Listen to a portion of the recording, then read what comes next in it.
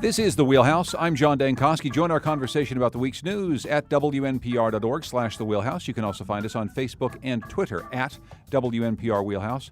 Here with us, as always, is Colin McEnroe. He hosts the Colin McEnroe Show on Connecticut Public Radio. Hi there, Colin. Good morning, Mr. Dankosky. Also with us is Max Reese. He's political reporter for NBC Connecticut and host of Face the Facts. Hey there, Max. Hey, good morning, John. And Susan Bigelow is here. She's a contributor to CTNewsJunkie.com. Hello there, Susan. Good morning. Okay, we're going to start with Governor Ned Lamont as he tries to push highway toll legislation over the finish line this session. On Monday, Lamont went as far as crashing an anti-toll forum in his hometown of Greenwich. He was grilled there by Patrick Sasser, co-founder of No Tolls CT. Sasser asked Lamont what he should tell a local home heating oil company that will have to incur several thousands of dollars in additional expenses if the governor's toll plan is adopted. So here is Ned Lamont's response to the man. Tell him the truth. Tell him the truth that if you borrow $700 million a year and ask people to pay for that over the next 20 years with interest, you're not doing him or his kids any favors. Tell him that his congestion gets worse and worse and it takes him 10, 15 minutes longer to deliver his oil. You're not doing him any favors at all. You can say no tolls, but you got to say what you're for. Are you for bonding? Are you for doing nothing? You have to have an alternative. Tell them the truth. Hey, anybody, I don't want to be a downer here, so thank you so much for the chance to be back here. Thanks, Libby. So, Max, you've been following this really closely at the state capitol and around the state. I think that it's fair to say that on this show and probably at the Capitol, people have been wondering about Ned Lamont's messaging on not just tolls, but a lot of the things he's been trying to get done. It feels to me in this little soundbite, he's maybe found his voice on this thing. Am I wrong about that? Only took him 5 months. Hey, look, it's a new job. Yeah, no, I think to say that the first several months and some of the main priorities were bungled is probably a fair statement, I think. Because also, on the issue of tolls, he's been selling the idea of it than the actual plan of it, right? Like, what does it actually look like? And finally, it kind of sounds like something. But I think, too, that it hasn't been a transparent process. I don't think that the backroom dealing on what it may or may not be looking like hasn't been great. I think that the fact that the numbers haven't changed a whole lot, even though we're talking about things like discounts, we're talking about commuter rates, we're talking about it was 4.4 cents per mile about 3 weeks ago. The other day, the governor said 4.6 cents a mile. That might not sound like a big difference, but when you're talking about hundreds of millions of dollars, it is. So I think that there's a trust issue still there with the governor. But I will say this. I was speaking with a political person yesterday in the Capitol, and he said, remember the days of Governor Dan Malloy? If there was one person he disagreed with, he would run to them and just scream at them and shout at them and probably say some mean things. Governor Ned Lamont showed up to an anti-tolls event, and he listened a little bit, maybe. And the people asked that was a fabulous question from Patrick Sasser about a real company that has real people working for them. And he answered it. Might not be the best answer ever, but he did it. And I think that at the very least, 5 months in, it's good that he's maybe at least interacting with people he disagrees with. Well, and Susan, he actually answered the exact question, right? He's saying one of the things that you're going to lose money at over time as you deliver heating oil is if you're sitting on a highway that's too congested. And I think he, as I say, maybe is finding some of the argument that could have come earlier, but some of the argument that's going to resonate with other people outside the no tolls group. I think so, but it's also kind of hard to connect the tolls with less congestion, I think, in people's minds. That's kind of a leap, and he's not always all that great about explaining how we're going to get there. He's been a little bit better lately. He's been going to places that are sort of notorious traffic backup places like Route 15 over the river, and trying to explain, okay, if we have the tolls, we'll have the money to make this better. Here's some of the plans that are going to be. That's good, but I think he still has a lot more to do on that. I do think he's in the bargaining stage right now of grief. He's sort of throwing everything at this, saying, okay, all right, so you don't like this? All right, fine. We'll lower fares for buses. Great. We'll do this other thing. We won't have as many toll gantries. You get a free tote bag if you sign up now. Hey, that's their racket. Our gig, man. Sorry, man. You can't do the tote bags. No, but it's. I think he's just trying to find anything that will draw these couple of. I don't know how many votes he needs right now, but I don't know how many it's going to be. But I think he's trying everything to just try and get these people in and compromise somehow because he needs this. Actually, Susan, Ned is doing the tote bags, and we are actually installing toll gantries for public radio. So I guess we were going to wait to announce that a little bit later in the summer, but maybe a good time to put it up.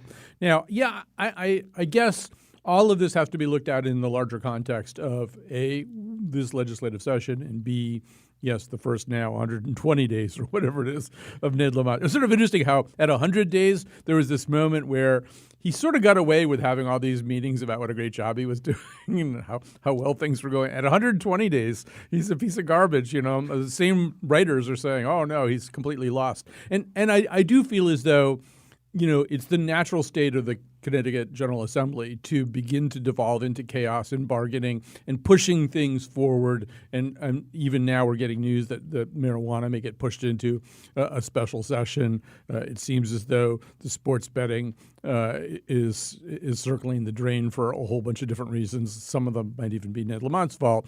But it's the irony here is that the signature issue now of Lamont's first year in office, the thing by which he will probably be judged is tolls, the thing that he didn't campaign on, the thing that he obviously sought to avoid as he was running for governor. Now, as you listen to how we're talking about it, how everybody else is talking about it, people either despise him for introducing tolls after promising not to, or say that he will lose a tremendous amount of face and credibility if he can't get this toll initiative through. It's just kind of interesting. This is the thing. But you've written about this on Twitter, though, Max. I mean, I think one argument is that it's not so much that he said maybe no tolls or just tolls on trucks, and now he's trying to implement a toll plan, and that's why people don't like him.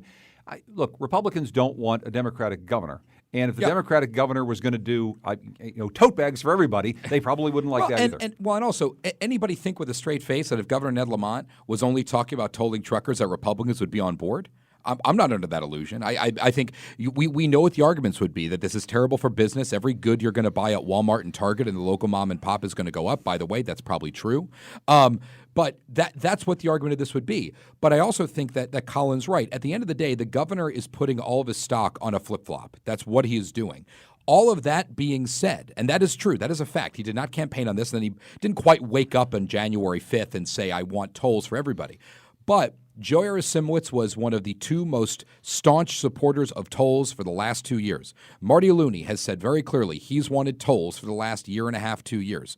Governor Ned Lamont was entering into a landscape where if he only wanted trucks, it was never going to be that way. And I think that there are a lot of people out there who kind of ignore the existing nuances of the argument. And what I would say is you can't talk and wax poetic about the use of the Special Transportation Fund and that nuance and then ignore those other things. I think that all those things are linked, which makes it fascinating that he's basically owning a flip-flop. Just to be fair, if the prices of things at Walmart go up, it's probably going to have something to do with tariffs on incoming Chinese products. But that's something for a completely different day. I do want to say, though, Susan, he has also talked about the debt diet, the idea that the state needs to really prioritize bonding. What are we bonding for? Are we going to get in more deep financial problems over the years? And that's what he said in that little clip, too, as well. And this puts him directly at odds with GOP leadership. Their plan for solving the transportation crisis is to borrow.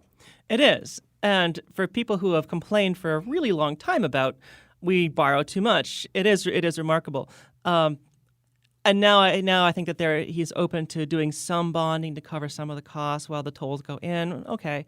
But the bonding plan that the Republicans have, the prioritized progress, it feels like such a bad idea because it's almost so typical of what we've done for the past 20 years or so. We're just kicking the can down the road and making future generations pay for it. That's all that it is. It's not free money. We're going to have to pay it off sooner or later. And who knows, it might be bad enough that our bond rating might go down again. So it's a risky thing to do. It's not surprising that it's popular with them because they won't have to pay anything now and there will be no toll gantries and everyone will feel fine about it. But the bill's going to come due, and it's remarkable to me that they're not addressing that. I do want to, before we move off of tolls, Colin, talk about some of the opposition, not just coming from these anti-toll groups that Max was talking about before, but also coming from Bob Stefanowski, who, as we'll recall, lost to Ned Lamont in the race for governor last year, and who he's joining with an unusual coalition of people usually seen at the state capitol whenever there's cuts to the social safety net or something. He's bringing pastors, he's bringing faith leaders to talk about tolls. Yeah, I'd be interested to know the process by which he lined up these particular faith leaders and got them to participate in his event. First of all, let's posit that Bob Stefanowski's role in the state of Connecticut is bizarre. I have never seen anybody lose an election and hang around as this kind of shadow governor, just second guessing and sniping at every single thing the governor does. I just usually you do go away for a while. You might come back a year later or something like that, but you do go away, and he has just never gone away. And there's a way in which it's an annoyance, right? I mean, there are people whose job it is to present a countervailing set of arguments to whatever Ned Lamont wants to do, and their names are Themis Claridus, and I'm blocking Len Fasano, I'm here for you. I got your back, Len Fasano Colin. will be so mad at me. So, I mean, that's who's supposed to do this, not the guy who lost the election. You lost the election. You But go we can away. remember Bob Stefanowski's name. Right, Bob Stefanowski's much more top of mind with me right now than Len Fasano, and that's not a good thing. So we start there. Then, you look at these faith leaders, and for some of the reasons that were cited initially, even in that piece of tape about the guy driving the oil truck, although he probably would have gotten told no matter what, but, people will bear the cost of this. And, probably your Walmart receipt will be itemized. This much is because of Chinese tariffs. This much is because of tolls. That's why everything costs more. Sorry, Not a bad idea. It'll be like one of those CVS receipts as pretty good long as your idea. arm. Yeah. Yes. But to Lamont's point, and this is the part of it that doesn't get argued about it. If you're just sniping, if you're Bob Stefanowski, and all you're going to do is crab all the time at the guy who beat you in the election, then you're going to get the faith leaders to argue this from a pretty narrow point. And Lamont's argument, although I think he needs to make it more expansively, and it would help if his economic thinking was more expansive, if he were not so completely reliant on basically the ideas that came out of the Patricelli-Smith Doomsday Commission, right? Expand sales tax somehow. Don't make rich people pay any more money. Don't try to get your money out of making the income tax even more progressive. If he had a more expansive view of fiscal issues, it would maybe be a little bit easier to answer Stefanowski and his friends in the clergy. But still, to say, yes, this is a horrible thing that poor people are going to have to pay tolls, well, it will be more burdensome to no matter what they do, no matter what kind of discount structure they arrange, it will be more burdensome to poor people than to rich people driving around in Mercedes. But you have to look at it over a broader context. It would be helpful if the broader context was in itself more progressive. A question I posed a couple of times to legislative leaders and even just some rank and file members with the House and Senate is there a difficult juxtaposition? Is there any kind of hypocrisy to wanting to put tolls up while also raising the minimum wage, where you're saying very clearly, yes, we want you to have more money, but then you're saying we also want you to pay to get to work. And in a lot of ways, you're talking about people who they're in service industries, right, that are paying the minimum wage, currently $10.10, going up to $15 if that happens. So I wonder what the effective minimum wage is there really. And the answer is, well, no. They'll have more money, so it'll be better. We'll have more money, but it disappears because of tolls. Like, that's not ambiguous. And then although, that depends on minimum wage people who take a certain set of roads to get to their right. minimum wage job. Right. And It's that's true. a much smaller sector of the poor or of the working Yes. poor of the minimum wage. It's a pretty small slice, people who use those particular roads and can't find alternative roads, for that matter, to get to their minimum wage job. That's true. And it would be nice, I'm glad that they're thinking of cutting fares for public transportation, but public transportation, especially in this area, is so bad in a lot of ways. It doesn't go where it needs to go. It doesn't go to employment centers. It's very difficult to connect people with their jobs. If that were better, if that were a real feasible alternative, if the governor could say maybe, all right, these tolls are going to help us pay to make that system work for you, then I think it would be a better argument. But right now it's not. I just want to quickly say that we've been talking about whether or not Bob Stefanowski could or should have a continuing place in the GOP. Well, here's some evidence. Amy Stefanowski, the wife of Bob Stefanowski, has been elected to the Republican State Central Committee. So it seems as though the Republicans would like to have the Stefanowski clan around doing a little bit of what they're doing. Connecticut won't see a dime in new revenue anytime soon from tolls, it seems, even if they go through, because it'll take a while to put up those gantries. We're not expecting any revenues for several years. But then, Max, there's the whole idea of legalized sports betting. This is something that has already been adopted by other states. And look, whether or not this is a good idea, that's sort of a different issue. But if you're looking for potential revenue sources, you already have a state in which there's casino gambling. We've got Keno. We've got other states going into sports betting right now. Are we going to get on the sports betting train? Because it seems like that could be turned on in an instant in terms of revenues. It looks like it's not. It looks like Connecticut's going to be sitting on the sidelines on this issue, to use the pun. We always knew that this was going to have to go through the tribes. The tribes define sports betting as a casino game. They say, look around the country, it's done in casinos. That makes a casino game. Last year, there was a deal that was struck between Malloy and Democrats. Malloy and the tribes to do this. The Democrats didn't have the votes. They made that clear. And then Themis Claridis and Len Fasano said, any deal that you do is a bad deal. So we're not going to do this. And now here we are. And it seems that these negotiations have completely broken down between Ned Lamont and the tribes. And it's so hard to figure out who's where on which issue. Is it about the fact that sports betting in places where it has taken off is done online, that you do it on your phone, and that the tribes really don't want to cede any potential that people have to come do it in their physical location? The tribes know that what's very clear is that the tribes' revenue has been sagging and will continue to sag from the classic slot machines that the state's supposed to get. They know that a new revenue stream, modest as it may be, is sports betting, and they want to ensure that they get the most of it. And goodness knows where Ned Lamont is on this, but the other piece we haven't even mentioned is that the issue of a third casino is also wrapped into this. That is part of the connective tissue of these issues. Ned Lamont apparently wants one in Bridgeport. The tribes don't want that.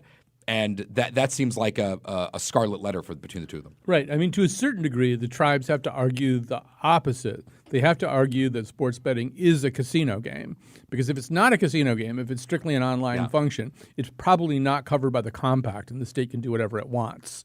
But the thing that you don't want to do anyway is to leave loose threads, because then you wind up in litigation. In other words, if there's something that somebody can grab onto and seek injunctive relief or file some other kind of civil action, that slows the whole process down. I mean, your point is a good one at the beginning, John, which is that this is closer to being instant money than tolls are, unless you haven't completed the negotiations. You've got to get basically happy faces on everybody, because if there's a lawsuit, then you don't get the money. And once again, though, Connecticut's going to be left behind. Other states are moving ahead with this, and we're just lagging again partly because of our sort of special issues with this, but also because of the sort of dysfunctional nature of our legislature. So it is too bad, but it doesn't look like it's going to happen anytime soon. Well, one of the other things that it doesn't seem like it's going to happen as part of this legislative session is lots of tax increases on the wealthiest Connecticut residents. That has been pushed aside. As Collins said, the Smith-Patricelli group, he calls it the Doomsday Commission, basically said, we don't want to raise income taxes. We're going to lose people. But now, reading in the Hartford Courant, our friend Christopher Keating writing, wealthy residents propose $1 billion in new taxes on themselves. Max, are some of the rich starting to say, hey, Ned Lamont, it's actually okay if you tax us? I think part of the argument from those with means is that if you're going to tax us, that's fine. Just make sure you use the money the right way. But it's easier for them to say. I don't know if that's really it's the Ray Dalio model, right? Yeah, exactly. I'll give you $100 million if you do this exactly my way. I don't hang out with Bobby Axelrod and Ray Dalio the way I used to. Yeah. We all lost touch. But were you Wags? Yeah, I look like him. And I don't think that that's a voice that's really getting through on some of these things. Plus, there's another kind of conflict in terms, right? The governor has said very clearly, I am not going to raise a rate. I don't want to do that. Then you have this group of wealthy people saying, no, do this stuff. It's fine. Well, that group of wealthy people is going to listen to, but the other people whose friends are down in Greenwich, he won't. I just don't see us having that much weight. Yeah, I think it's a group of 10 people? Yeah. 20. 20 people? It's still not a huge number of people. But there are 20 really rich 20 people really rich no, that that's have true. a It's big probably lot like, into the probably like coffers. 15% of our revenues, yeah. But I don't know. I mean, I don't think that there's going to be a lot of appetite to do that. There are progressives in the legislature, I'm sure, would love to be able to do that. But you got to convince Ned Lamont to go along with it, and he really doesn't like the idea. I think you have 50 people in the General Assembly, maybe 60, 100% absolutely tax them, go crazy, do it. And I just don't think Ned Lamont is there. No, but I do think, I don't know, and maybe I'm being unfair. I don't know. I feel as though, first of all, this is not the first time something like this has been proposed. But the fact that Ned Lamont is so good-natured, as was pointed out at the beginning of this, is great up to a point, and then you sort of think, well, maybe you should get like 20% Malloy because there's a way in which nobody is afraid to second-guess Ned Lamont. Nobody feels like they have to do anything that Ned Lamont says that they have to do. He's maybe good-natured and vacillating on certain issues to a point where it affects his ability to lead. And so this is a bigger story maybe than it would have been. As I say, this isn't the first time. Some of these same people, I think, have proposed this in the past. It's a bigger story somehow because there's a little bit of a vacuum, a little bit of a leadership vacuum where anybody's idea rises a little higher above the horizon. What should we make about word coming from Senator Martin Looney that it's likely, Max, that we're going to get a special session and marijuana is going to be on the table? This is really the first out loud discussion of a special session, so it makes you wonder what else will get in there. I think the marijuana issue, it is complex. They have handled it. I will give them credit the way they've handled it, making sure it goes through all the different committees it should go through. But you have so many lawmakers that are incredibly uneasy about this. And I think that if it's going to be connected to the other broader issues that the Democrats want to deal with, paid family leave, minimum wage, tolls, maybe even sports betting, if that's even going to get there, though it looks like it won't. I think it's probably a better move to separate marijuana from it. Makes you also wonder, does Ned Lamont think there's enough political capital to spend on marijuana? This also is a very good argument, though, for extending the time that the legislature meets. We seem to end up in special session every year. These are really complicated issues with a lot of things going on in them, just like you've said, Max. But if you extended the time, though, Susan, much like if you extended a couple extra weeks to a young person writing a term paper, mightn't that term paper still be written a few weeks later at 11 o'clock at night, the night before it's due? That is the nature, unfortunately, of the legislature. Yeah. They're not good with deadlines, so you might be right. Yeah, I don't know, Colin. I mean, in some ways, you need a little bit of time to consider these issues, and I think Susan's point is well taken. I mean, we talk about Ned Lamont getting out of the gate slow. Well, it's been a couple of months he's been governor. How long should we actually debate when it comes to marijuana? One of the things that Martin Looney is saying is, look, if we're going to have 14-hour debates like we did around the minimum wage, we won't have time to fit all this stuff in because we really need to have these conversations. Well, first of all, I think one thing that they want to do in between the end of the regular session and the beginning of the special session is Danny Haar is going to take them all up to Northampton, and they're going to try this marijuana stuff and just see what it's really like. That's step one. No, this is a really complex issue, and actually, I know we're leaving money on the table and getting behind in the race and all that kind of stuff. It's complicated enough so that I actually don't even think a special session is going to do the job. I mean, that's probably how they'll do it. This is an issue I would actually favor rolling over into the next session and probably, I mean, I realize that nothing says futility like convening a new study panel or whatever, but this issue, because it is really complicated, it has tendrils that reach out in a lot of different directions. It's probably one that's worth understanding at a full level, not rushing through it, close to midnight on the last day of the session or anything like that. So, I think if they don't get this done in this session, it's not a gigantic tragedy. They've got to figure it out sooner or later, but I don't think it necessarily has to be in June. An interesting thing they can do perhaps is deal with the decriminalization issue and the expungement issue for people who have those records. That could be an interesting way to kind of start it, and then next year deal with an actual cannabis commission. But will people do an expungement if they Probably don't, not. if they don't get the money? Probably they want not. the money Yeah. to do the expungement. Right. Yeah. While we're talking about drugs, when we come up after the break, we'll be talking about evidence that has been dragged up by the Attorney General of Connecticut. New evidence that generic drug makers are engaged in a massive price-fixing scheme. It got them on 60 Minutes. It's a really interesting case. We'll be talking about that and other news with Colin McEnroe of The Colin McEnroe Show, Max Reese of Face the Facts and NBC Connecticut, and Susan Bigelow, a contributor of CTNewsJunkie.com here in the Wheelhouse.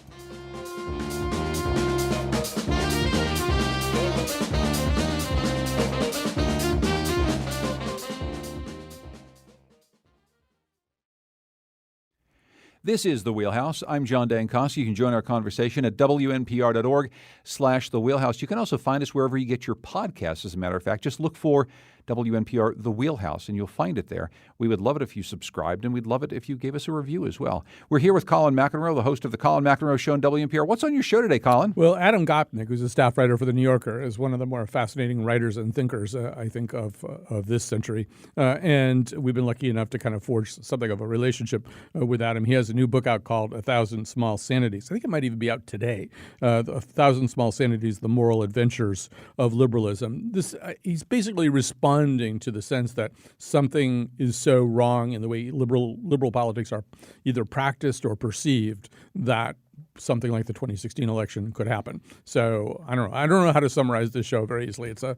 He has a pretty complicated argument to make. It'll be a fascinating show, though. I like this topic. Let's all join the Colin McEnroe Show today at 1 o'clock. Coming up on Next in the New England News Collaborative, my program that comes out tomorrow afternoon at 2 o'clock, we're going to be taking a look at how Purdue Pharma worked to influence Massachusetts politics.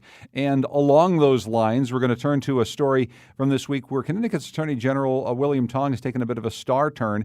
On Sunday, he appeared on 60 Minutes to announce his filing of a new 35-count federal lawsuit against Teva, the world's largest generic drug maker, and several other drug companies. He spoke to Connecticut's media the next day and had this to say. We're not talking about boutique, marginal drugs. We're talking about drugs that every one of us takes. So last night, America got a little too much information about me. I have a little rosacea. And so I take doxycycline, which a lot of people take every day. And I take one pill every day of doxycycline. 60 Minutes reported that over a 1 or 2 year period, I think doxycycline shot up 8,000%. So there's William Tong, Colin, telling his personal story and also sort of laying down the hammer here on these drug makers. And a lot of the allegations are pretty incredible in the way that they colluded to drive up the prices of drugs. Right. The filing is more than 500 pages long. It goes back to 2014. This whole idea germinated in the Attorney General's office of Connecticut way back then with a couple of assistant attorney generals beginning to lay the groundwork for what now is a very pervasive and nationwide suit. This is an incredibly important issue. Although I want to sort of come to, at the end of this, why it may ultimately be thwarted. But it's a really important issue anyway. And so the greed of these manufacturers is just absolutely insatiable. What they did initially, and the complaint marks this out, their initial plan was that they would simply make sure they weren't competing for the same customer. They would create kind of mini monopolies. So only one company would be trying to sell William Tong doxycycline, but another company somewhere else in the country might also be selling doxycycline. But as long as they didn't have to do that, then they could essentially charge. Because we have a dysfunctional pricing system for drugs and medical care in this country, they could charge almost anything.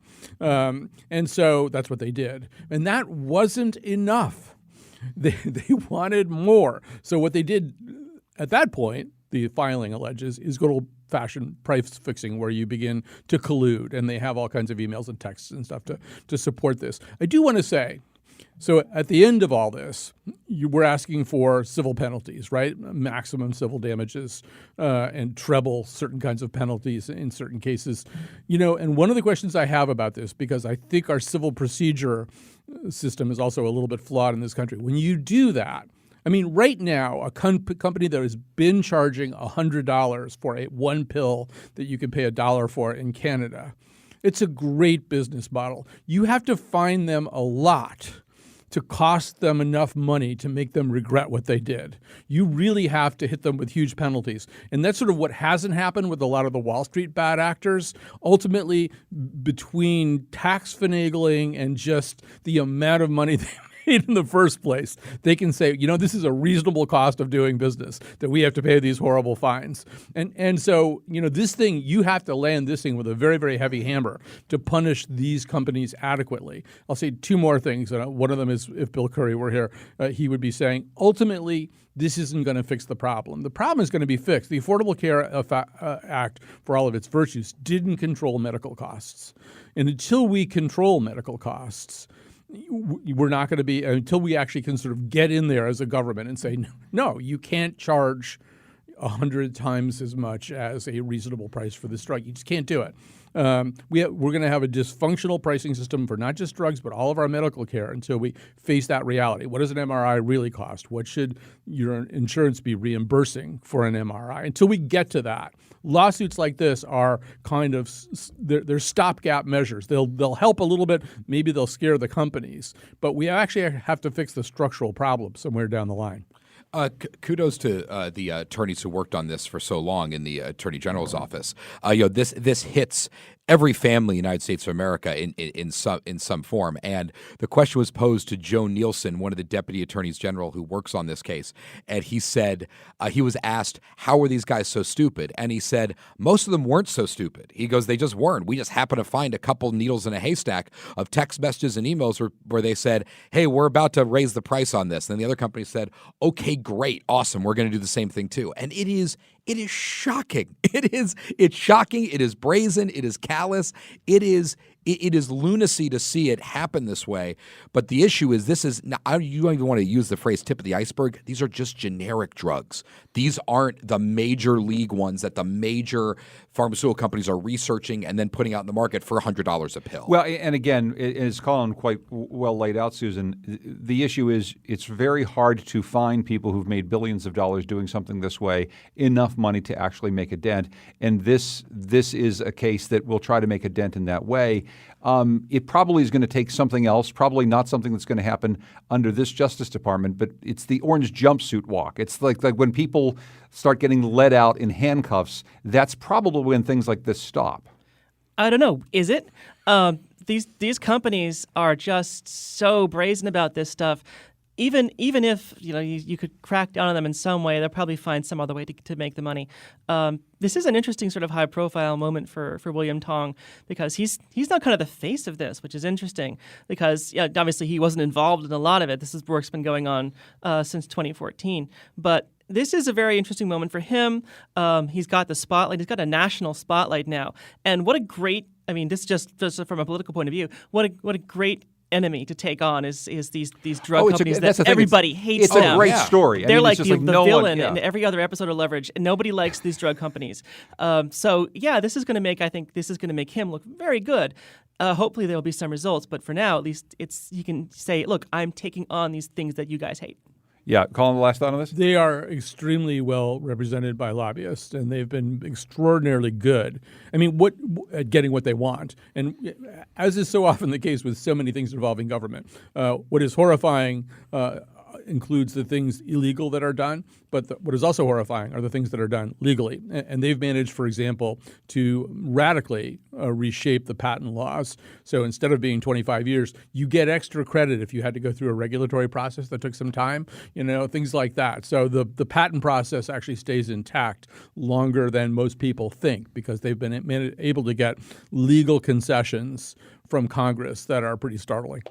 While William Tong is making national headlines, so is Connecticut's U.S. Attorney John Durham, a career federal prosecutor. He's no stranger to handling sensitive investigations, including a probe into FBI agents' connections with infamous gangster Whitey Bulger. But his latest assignment may be his toughest one yet. William Barr, the U.S. Attorney General, has picked Durham to examine the origins of the Russia investigation. So, Max, why this guy? Why John Durham getting this gig? It is fascinating, right? The investigators yes. is where we're at on this. And I think a lot of us wonder what is actually going to happen, and it is. And it's interesting picking the U.S. attorney for the state of Connecticut. I think because of the Bulger connection, this is a guy who, in theory, if you're going to go down this, right, that this is a credible investigation, that it is something that has been ordered, that is going to happen. He knows how to follow the little leads, right? He knows how to follow those nuggets. Are they there? Who on earth knows? I find the politics is interesting because Deirdre Daley, the person who previously held the job, was kind of a good soldier until the Trump administration said, okay, we're going to replace you now. And now not only is it John Durham, not only was she replaced, but it's now the person who's going to be taking on the biggest investigations into the president. It almost makes you wonder what age we're living in. But in some ways, Susan, a guy untouched by some of the political baggage that, for instance, William Barr has on him right now. Yeah, and actually, he's not a bad choice for that. He's sort of like the Bob Mueller of of the other side of this investigation. Of course, I don't think it even matters if anything gets turned up, because this again is just meat, I think, for the Trump base. That's all that it is. He could find absolutely nothing, but Trump can say, "Look, we're investigating these people," and his crowds will love it. Well, and if it's anything like the Mueller investigation, it will take another 2 years, and so we won't find anything Right, exactly. for that long. Yeah, Ed Mahoney has a story today in the Hartford Courant that puts a little different spin on this whole thing, which is that apparently Durham was already, pre-William Barr, interested in some aspects of this and had started his own investigation, and had even been recruiting experienced prosecutors, including Nora Danahy, who was one of the lead people in the Rowland investigation, and at one point was Deputy Attorney General here in Connecticut. And I mean, she has a stellar reputation, as does Durham. But this is kind of weird. I mean, he got very interested early on, pre-William Barr, in where the leaks were coming from, and the fact that sometimes a grand jury targets anyway, or people testifying to grand juries, their names were being leaked. So he's been interested in this. So that's one of the reasons. This guy in Utah, the U.S. attorney in Utah, had on his own also been investigating this. This apparently now will all go over to Durham,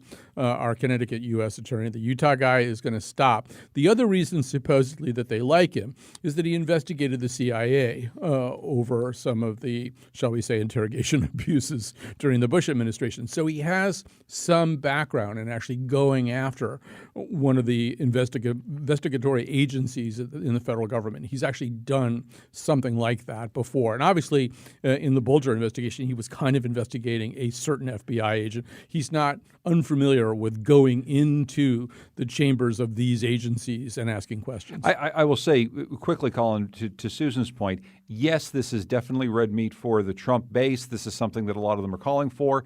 But because this is a guy who's maybe interested in this himself, he's somebody who has investigated, probably without any particular political bent, a number of different people inside and outside government.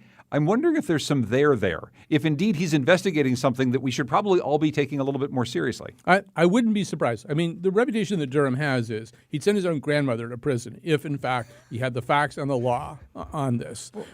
Now, one point that was made on Morning Edition today was, they had a former U.S. attorney on, is if you look at any investigation retroactively, you'll see things that were done wrong. I mean, any investigation by the most clear, because it just happens, right? People make mistakes. They go a little bit too far here, a little bit too far there. There's a difference between that and patterned abuses. And so the hope would be, anyway, I mean, yeah, if you look at some parts of this investigation, there are going to be some things that people did wrong. Does that mean that there was, in fact, abusive intent permeating the interest in Russian influence over the Trump campaign? Does that mean that it was entirely a politically motivated investigation, as opposed to a law enforcement agency very concerned about foreign interference in our election? So, I mean, there's a difference, and it's a semi-subtle difference that needs to be parsed. I don't know what you find, right? That's why you do this. Absent a bunch of people donating to Hillary Clinton in 2015 or 2016, I don't know if it's just going to be what Colin described, right? The missteps during an investigation, which happens from the local level by a local sheriff in a county in Mississippi or something, all the way up to a federal investigation of a president. There's going to be problems, no matter whether you agree with the investigation or not. I don't know, when you're investigating the investigators, what you turn up that is legitimate. I have no idea. Yeah, no idea, Susan. But I mean, I guess to that point, when we put it like that, investigating the investigators across the board, probably not such a terrible idea, given some of the things we're going to be talking about next, whether it's police overreach and that sort of thing. Sometimes taking a look at how investigations are done maybe can yield something interesting. Absolutely. And if this was just the intent to make sure that our investigation process was actually a clean one and that we are doing things the right way, I'd say that's great. But there's obviously a political slant to this. And if I may add one more thing, on the political slant of this, if you're the Democrats who've been wanting to investigate Trump over every nook and cranny, you say, go ahead, fine, we think the whole thing was great. That's what they should be saying. I don't think I'm really hearing that. But you say, yeah, I know the whole thing was great. Mueller was the most credible guy in the world, and we think Durham is too. So yeah, sure. Go ahead. That's Max Reese. He's a political reporter for NBC Connecticut, host of Face the Facts. Susan Bigelow is here. She's a contributor to CTNewsJunkie.com. Colin McEnroe from The Colin McEnroe Show. We're going to dig into some disturbing reports of journalists being intimidated or worse coming up, and also going to get some of our grievances, maybe some of our feats of strength for the week here in the Wheelhouse.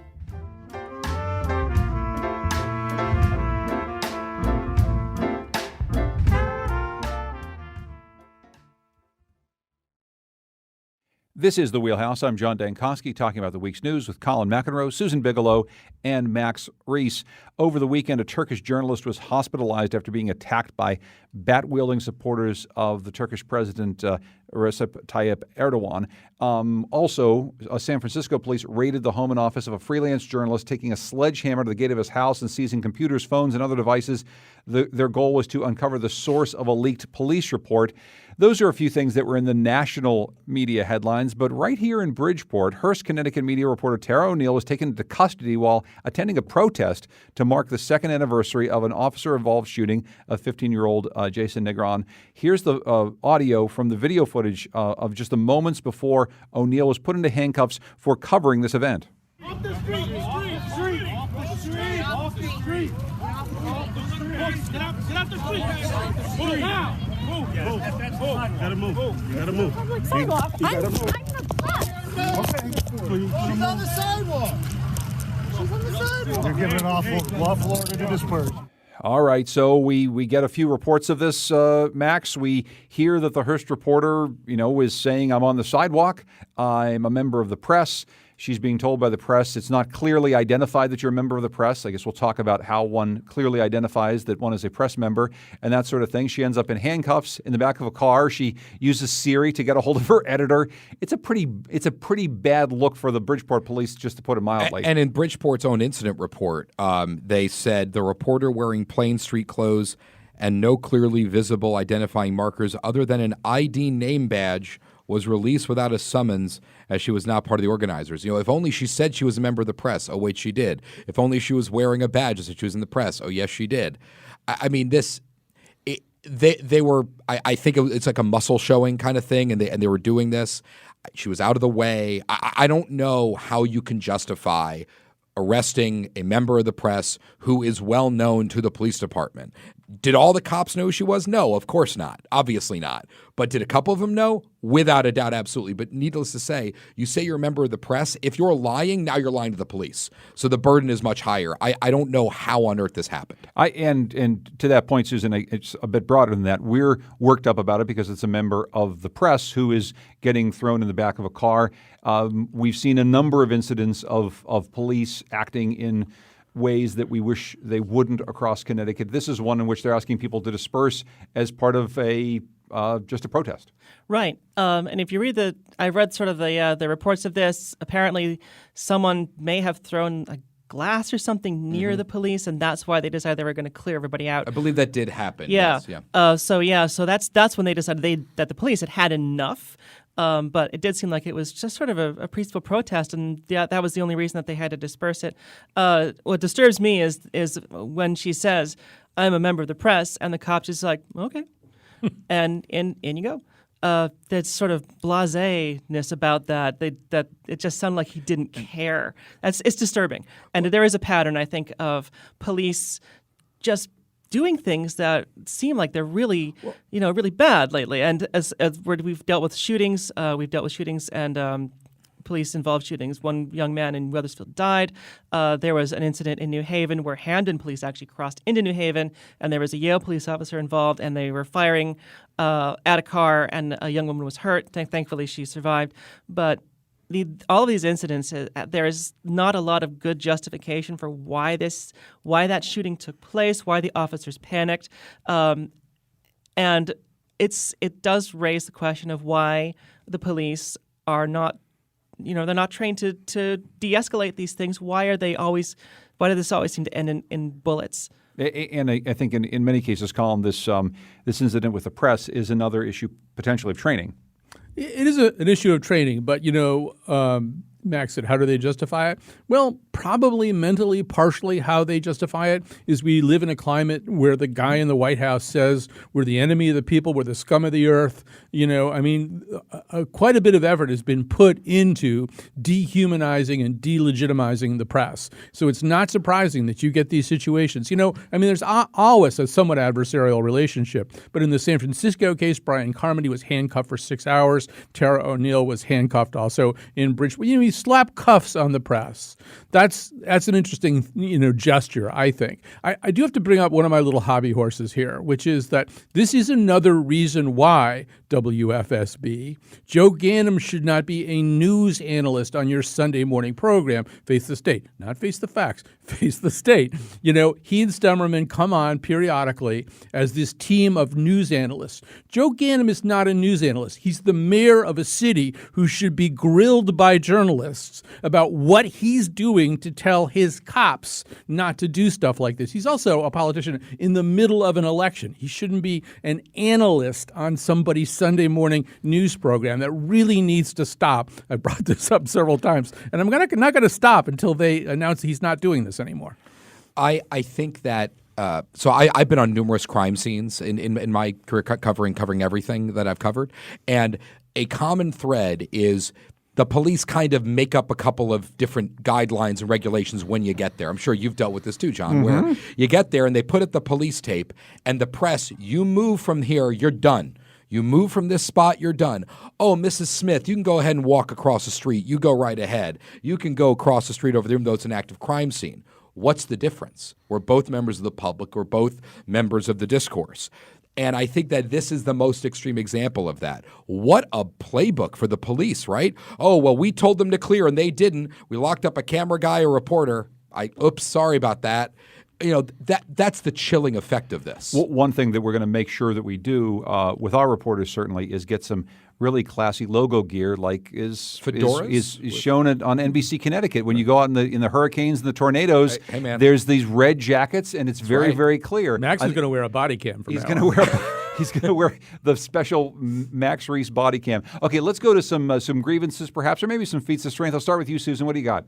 So, in New Britain, New Britain is really leaning into this bee theme that they've got going on. Bees, yes. They like bees because they've got a beehive on their logo. Their motto of the city is something like in industry. There's hives in the honey, something like that. There's some sort of bee motto that they have. Their baseball team's called the Bees. They've got a bee thing going on. So they have now all of these bee statues, and they're about 6 feet tall. They look a little unsettling to my eye, but they are, Colin is showing us what they look like. They are a little strange. What's going on behind those sunglasses? Yeah, so they're. I like the bees. Okay, I'm not a big fan, but they are going to be now. This is a public art installation, so they're going to have these bee statues all over the city. It's kind of like when West Hartford had a bunch of cows all over the city, and then a bunch of other cities have done this. So. I don't know. It's probably a nice thing. Maybe it's a nice thing for New Britain. I'm not a big fan of them. I think that they're a little creepy. Susan is anti-bee. Oh, look at this! Look at them painting the bee. Well, we'll make sure we tweet out a picture of the bee statues. Must. What do you have, Max? I don't know. I think it's a feat of strength just because the discussion is so loud and angry and frustrating right now. Get your kids vaccinated. That's where I'm at with this. I don't know. Get your kids vaccinated. When I'm worried about walking into a certain hearing because I wonder about the level of herd immunity walking in. I don't know. Get your kids vaccinated. I think that's a feat of strength. Colin, how about I was going to do a grievance. I'm going to do a feat of strength. I'll do it fast because I know you've got a pretty good grievance. Okay. Which is that there are joys to living in Connecticut. And this time of year, even though we've had terrible weather for days and days, the Connecticut asparagus is up. We actually have a living thing that you can eat coming out of the ground right now. And It's really good. It's a very tasty living thing. So find some farmer who's got asparagus. I get mine from Chip Beckett, who's a Republican leader in a certain town. I'm not going to say where because then everybody else will go get the asparagus. But there is a lot of good asparagus. You can find it at your local farmer's market. Connecticut asparagus, yes. Most Connecticut farmers markets. Very tasty. This is very quickly a grievance. I think Max will certainly appreciate this. We've just seen Alabama going forward with very restrictive anti-abortion rules. This is something I've brought up in the past. Whenever other states in the South that have lower tax rates than Connecticut pass some sort of law that is restrictive. We saw North Carolina transgender bathroom bill, and a whole bunch of people rose up and said, we're not going to do business in North Carolina, or we're not going to do business in Georgia or Alabama who are passing these laws. It's interesting for Connecticut to think about the ways in which it can tell a story about itself. And there's a lot that people say that's bad about Connecticut, about high taxes and high cost of living. But there's an awful lot of things that might attract businesses here, including the fact that we're not passing some of the laws that are being passed in some southern states. I want to thank Max Reese, Susan Bigelow, Colin McEnroe, everyone who produces The Wheelhouse. Thanks for joining us this week. You can always join us online as well.